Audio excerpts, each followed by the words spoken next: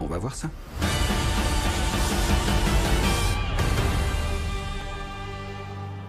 Je suis fan des deux premiers Kingsman. Comme vous pouvez le voir là, j'ai le premier en Blu-ray plus DVD qui est vraiment un coup de cœur. Je m'attendais à rien à l'époque quand j'allais le voir parce que je n'ai pas lu le comics de Mark Millar. Mais j'avoue que le film m'a beaucoup surpris et m'a fait passer un moment hilarant et un moment d'action excellent. Mais Matthew Vaughn dans les films d'action ou même de super-héros, il a prouvé qu'il s'en sortait très bien. X-Men le commencement, Kick-Ass 1, est-ce que j'ai vraiment besoin de montrer en quoi ce mec est doué? Après il a fait Kingsman 2 qui était un petit peu moins emballant pour moi que le premier, mais je n'arrive pas à me dire que c'est une mauvaise suite. Juste que il y a des gros problèmes dans la suite, mais pas au point de dire que c'est un mauvais film, c'est quand même un très bon film, toujours bien géré dans l'action, la mise en scène. On sent que Matthew Vaughn avec Kingsman 2 a quand même pris du plaisir à le faire. Certes, c'est pas au niveau du 1 parce que t'as certaines choses du premier qui étaient pas à la hauteur, mais malgré ça, le 2 a été fait avec passion et avec sincérité. Et c'est quelque chose que j'aimais beaucoup de Kingsman 2, le Cercle d'Or. Mais aujourd'hui, nous sommes là pour parler du préquel. Alors, le préquel, au début, je m'y attendais pas. Moi, je m'attendais surtout à une suite de Kingsman vu la fin du Cercle d'Or, mais pourquoi pas, surtout que c'est toujours Matthew Vaughn à la réalisation et au scénario, donc je suis intrigué, j'ai envie de le voir par curiosité, j'ai envie de voir ce que ça vaut. Et que vaut ce préquel de Kingsman, ou plutôt The Kingsman, et non pas Kingsman tout court, parce que là c'est la création, donc la première mission, donc on dira The Kingsman. Et ben on va voir ce que ça vaut tout de suite, mais d'abord parlons de l'histoire de ce nouveau Kingsman.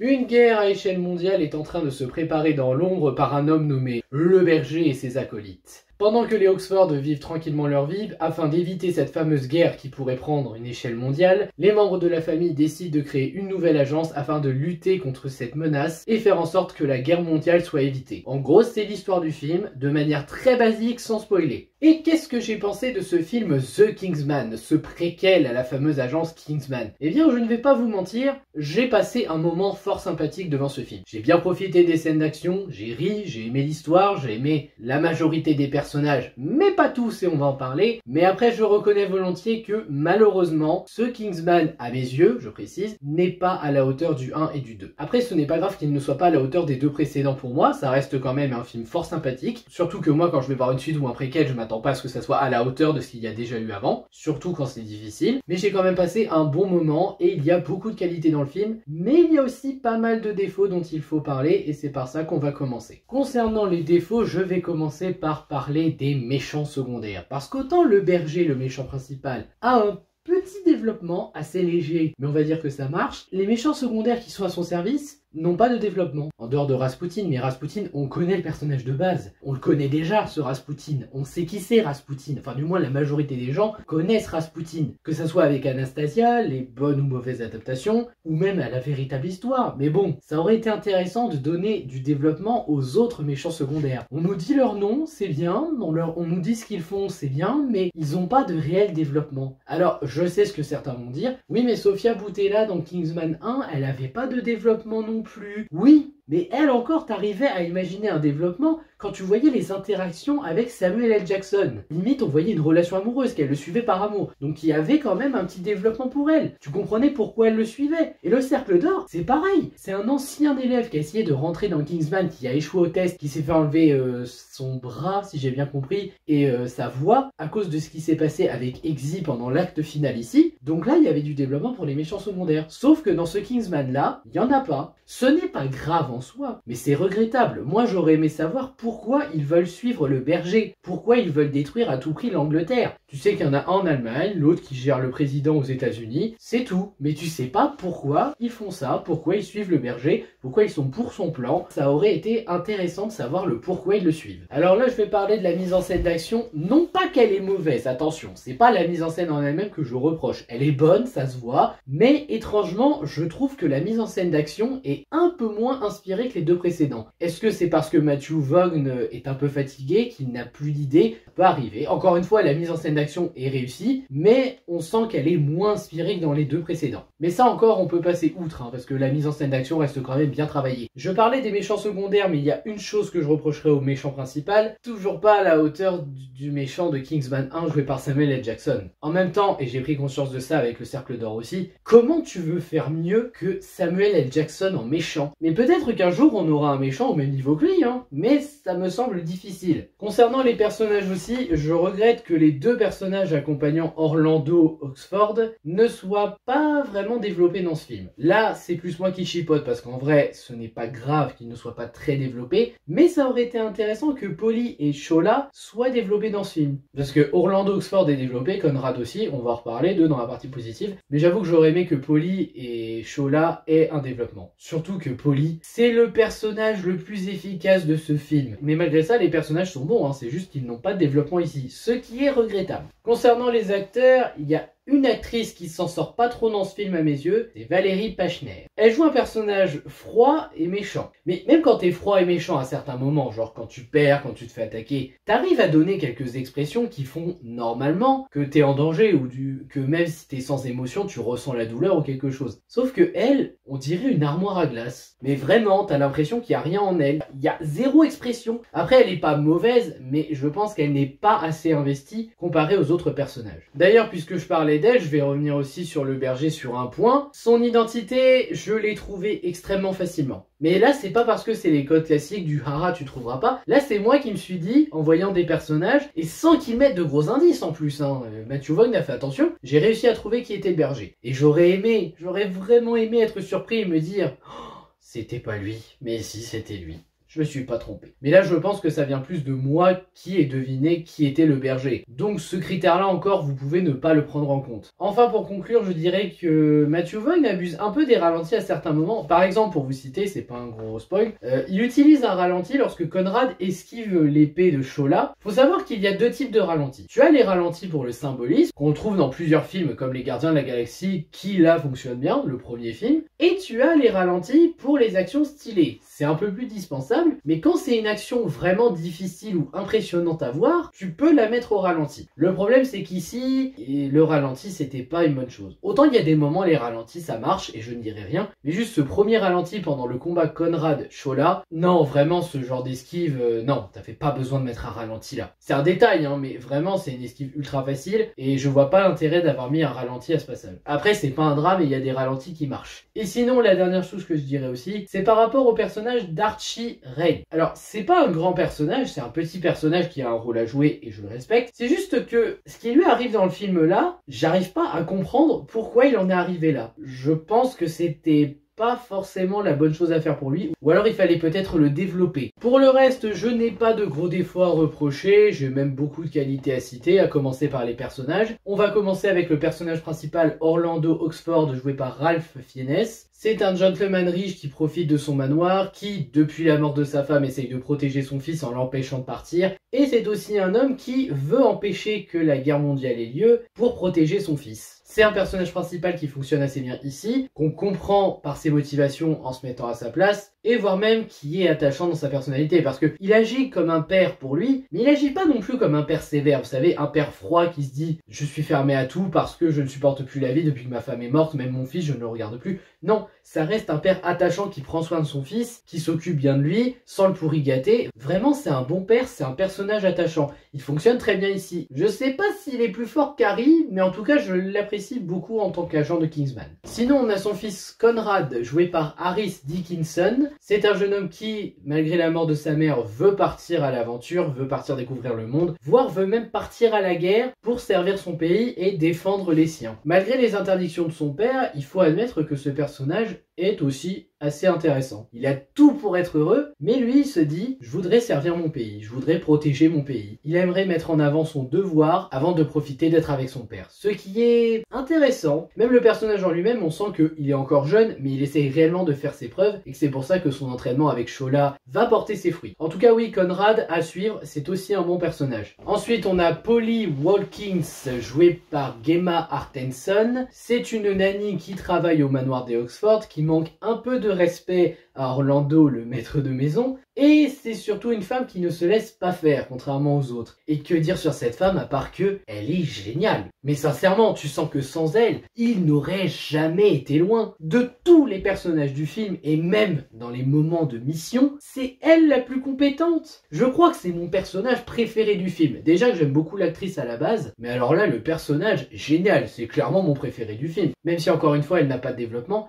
elle est juste super. Ensuite, on a Shola, joué par Jimon Unsu. Lui, c'est un domestique de la famille Oxford, il prend soin de la famille, il est très proche de Conrad, le fils, mais aussi d'Orlando, le père, et le moins qu'on puisse dire, c'est que c'est un très bon ami sur lequel compter quand ça ne va pas. C'est un ami qui est là pour remonter le moral, pour essayer de comprendre ce qui s'est passé. Donc oui, Shola, je l'aime moins que Polly parce que il est un peu moins utile, même s'il est plus dans l'action, mais je l'aime aussi. Surtout que c'est lui qui a géré Conrad et son entraînement depuis la mort de sa mère. Vraiment, ça passe. Enfin, on a le roi George V, joué par Tom Hollander. Ouais, l'acteur qui jouait Lord Cutler Beckett. Moi qui suis fan des Pirates des Caraïbes, c'est cool. C'est un régent qui fait de son mieux pour entretenir l'Angleterre et ses cousins qui se chamaillent comme des enfants, parce que lui est l'adulte qui gère la situation. J'ai pas grand chose à dire sur lui, à part que c'est un régent qui fait réellement de son mieux pour éviter la guerre et pour prendre soin de l'Angleterre. Voilà, il fait son boulot. Et non, je parlerai pas des autres régents. Tout ce que j'ai à dire sur eux, c'est que ce sont des gosses, et ils agissent comme des gosses. Mais en tout cas, le roi George V,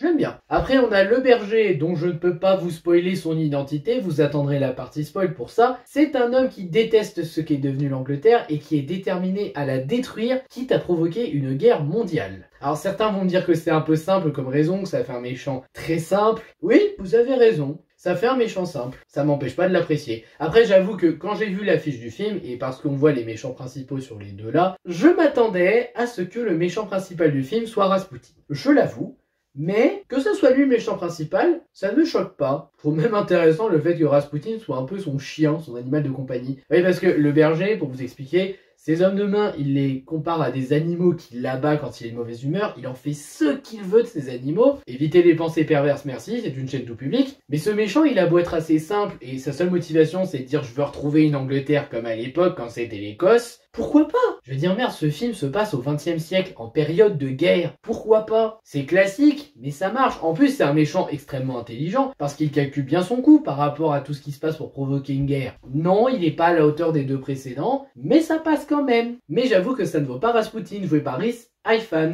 Et là, que dire? Je crois que j'ai jamais été aussi effrayé d'une version de Rasputin. La version d'Anastasia de Rasputin, quand je la vois, je me dis, bon, il fait peur, surtout quand il utilise sa magie, mais ça va encore, c'est un film pour enfants, j'arrive à passer. Là, ce Rasputin, j'aimerais pas être en face de lui. Alors lui, bon, je vous connaissez l'histoire, c'est un guérisseur au service de la famille royale de Russie, si je me souviens bien, et il se sert de ses dons pour faire chanter le roi à sa juste guise. D'ailleurs, c'est intelligent, il se sert d'opium pour ça, comme une drogue, je trouve que c'est une bonne idée. Et sinon, vraiment, c'est un méchant à éviter. Mais pas dans le sens où il est mauvais, dans le sens où le méchant est très réussi, te fait des choses, mais tellement ignobles, ce mec. C'est à se demander, mais comment tu ferais si t'étais en face de lui? Je plains le moment où Conrad est en face de lui. D'ailleurs, Rasputin a des penchants étranges. Je vais pas en parler. Croyez-moi, ce Rasputin, il va vous dégoûter. Mais encore une fois, c'est un très bon méchant assumé. J'irais même jusqu'à dire, c'est un meilleur méchant que le berger. En termes de symbolisme, il y a quelque chose que j'apprécie beaucoup dans ce film. C'est la représentation des animaux, des disciples du berger. Enfin, des animaux du berger, je devrais dire, parce que concrètement, ce sont des animaux. Mais j'aime bien les animaux qu'il leur donne. Par exemple, Rasputin, il a une tortue. Pourquoi une tortue? Parce que de l'extérieur, tu peux te dire, elle est lente, elle est vieille, donc elle est forcément faible, mais de l'intérieur, avec la carapace, la tortue c'est plus solide qu'on ne le pense. Ce qui est exactement Rasputin d'ailleurs. On pense qu'il est facile à tuer, on se dit ouais bon ça va, il a pas l'air si balèze. Et quand tu le vois se battre, bah dis donc, sa carapace est solide hein. Enfin bref, je vais pas vous faire tous les animaux, là je vous parle surtout de Rasputin avec la tortue, mais en vrai je trouve que les animaux choisis pour les personnages obéissant au berger, ils leur correspondent bien. Ça et puis j'aime bien aussi ce que représente Conrad pour son père, j'aime bien ce que représente aussi l'envie de voir le monde pour Conrad, dont la réalité de la guerre. Il y a vraiment de bonnes idées en termes de symbolisme. D'ailleurs, j'aime bien la manière dont l'opposition entre les Oxford et le berger et ses animaux augmente petit à petit. C'est-à-dire que les Oxford, tout ce qu'ils font au début, c'est vivre leur vie. Ils vont voir des grands dirigeants qui sont leurs amis pour leur rendre visite, pour les aider quand il y a des soucis, ça passe. Et en fait, plus les conflits de l'un agissent sur l'autre, plus le conflit augmente. C'est-à-dire qu'au début, bon, le conflit il n'existe pas, c'est juste le berger qui fait ses trucs de son côté et les Oxford qui vivent leur vie, mais ça impacte les Oxford à partir d'un moment,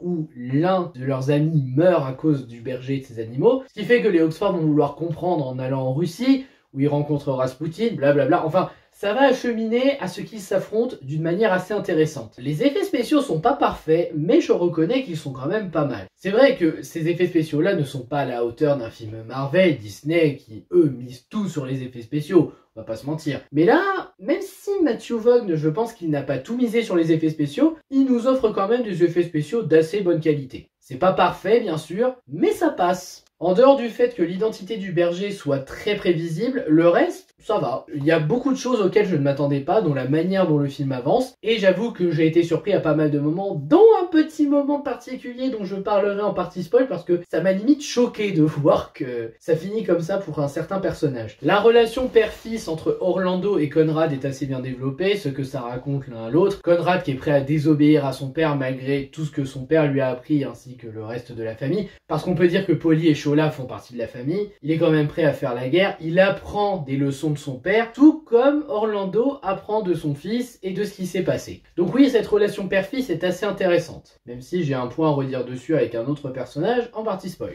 Les acteurs s'en sortent assez bien dans l'ensemble, les rôles principaux sont très bons, ils prennent vraiment plaisir à jouer. Rhys Ifans, il a jamais été aussi bon que dans ce film, je le trouve bien meilleur que dans Amazing Spider-Man. Pourtant je l'aime bien dans Amazing Spider-Man, mais honnêtement oui, la majorité des acteurs sont investis, et ça marche. Les évolutions à suivre dans son métrage, on a surtout celle de Conrad et celle d'Orlando, mais j'avoue qu'ils ont quand même des évolutions intéressantes en fonction de ce que tous les deux vont traverser. C'est aussi lié à leur relation père-fils et à de ce qu'ils ont appris l'un de l'autre, mais ce sont des évolutions qui sont intéressantes à suivre. Question émotion, il est vrai que je ne m'attendais pas à ressentir quelque chose, mais j'arrive à ressentir quelque chose dans certaines scènes. En effet, il y a certaines scènes qui m'ont vraiment impacté, et sur le coup j'étais en mode...